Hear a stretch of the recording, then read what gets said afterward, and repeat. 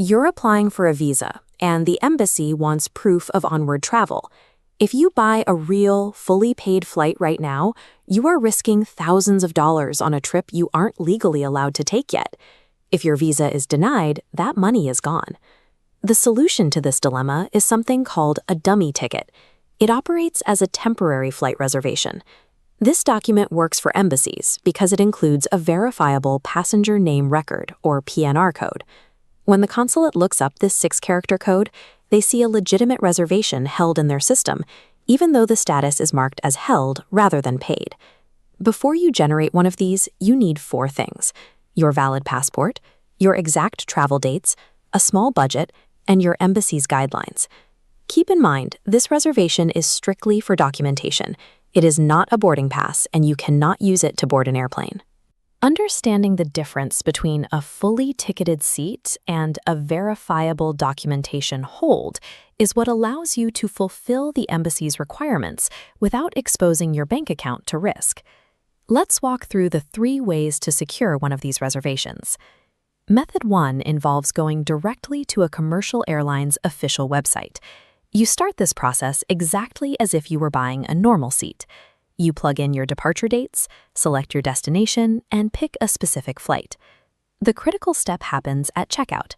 Instead of entering your credit card to pay the full fare, look for a delayed payment button. This is usually labeled Hold Reservation or Reserve Now, Pay Later. Even though you pause payment, the airline still requires your passenger details. You must type these in accurately so they register properly in the system. To complete this hold, the airline will ask for a small nominal transaction fee, usually a fraction of the full ticket price. Once paid, the system generates a legitimate PNR code tied directly to your held reservation. This direct route is straightforward, but its success relies entirely on whether the specific airline you've chosen actually supports a hold feature on their site. That brings us to method 2, using a travel agency. This is the easiest and most reliable way to get this done. Instead of hunting for airlines with hold options, you search online for agencies that specialize entirely in visa dummy tickets. You input your travel dates and name into the agency's platform. They do the back-end routing to secure the verified PNR document. You pay a service fee of 10 to 30 euros, allowing the agency to finalize the reservation for the embassy. Once submitted, the agency emails you the final reservation as a standard PDF. This usually takes anywhere from a few minutes to a few hours. You are paying a small premium, but this specialized service guarantees you get a verifiable ticket without having to navigate individual airline quirks. The third option is a loophole method, buying a real, fully paid ticket with the explicit intention of canceling it immediately after your visa appointment. You need to be extremely careful with this approach. If you make a mistake navigating the fine print of an airline's cancellation window, you face significant financial danger. The first risk involves purchasing a strictly non-refundable ticket class. If you buy basic economy, the airline may not allow you to cancel at all.